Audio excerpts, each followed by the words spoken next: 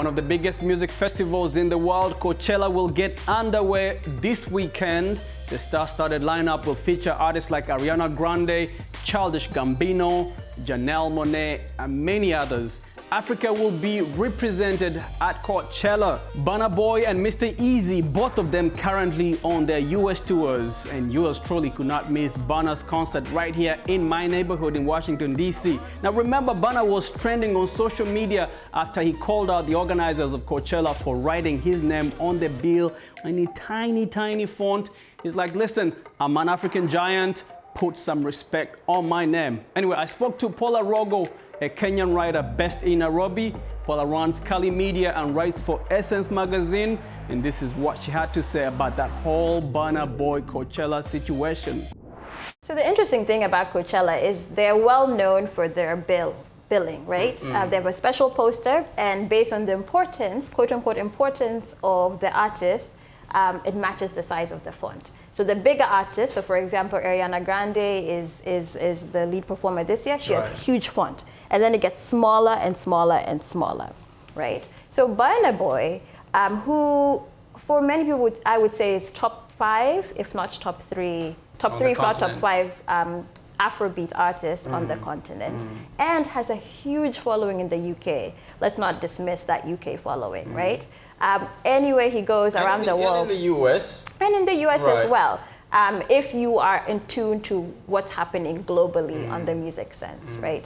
And so he was very disappointed with his placement, and I think he has a point, to a point, because he has to recognize who the audience is here. The audience is Coachella. It's yes, one of the biggest festivals in the world, but it is in the West Coast. Right. The attendees tend to be wealthy, young, white millennials, and so probably not attuned to or Afrobeat. familiar with who he is, or Afrobeats. And also, it's only recently in the last few years that you're finding more African artists being introduced to Coachella as a platform. Yes, right. So I think he was right. Let them know I am an African giant. A whole continent knows me by name. How dare you put me on this level? But at the same time, you have to be a little realistic about who the audience is. But I will say, based off of how he came off, there was a lot of coverage, and I think more people now know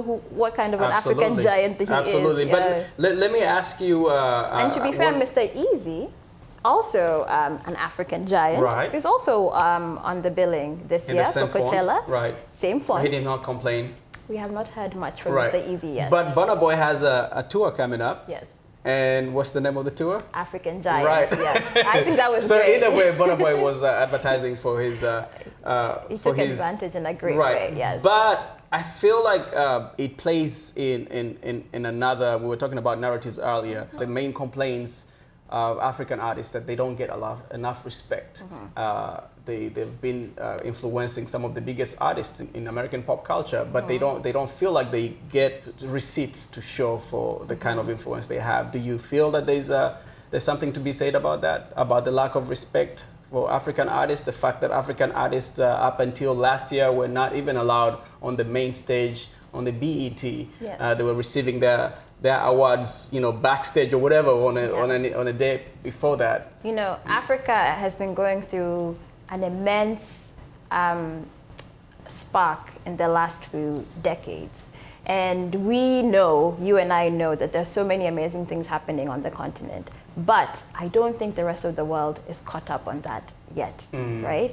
And so sometimes when you're coming fresh off of the continent, we know we're killing it. But we'll go somewhere else where people are still trying to figure out if Africa is a country, right? So how do you balance? That frustration. Yeah, how do you balance? It's a frustration, and I completely understand where you've performed at the O2 Arena. And you don't know. Kill it. And you fill up the arena. You make history. You could fill it multiple times over in London. But then you come here to this festival, which is dubbed one of the biggest in the world, though there are many other festivals that could be bigger. How do you then compare? So I think it's not just artists. I think it comes to authors. I think it's all kinds of the arts, even journalism, where does sort of Africa fall when it comes to sort of a bigger global perspective.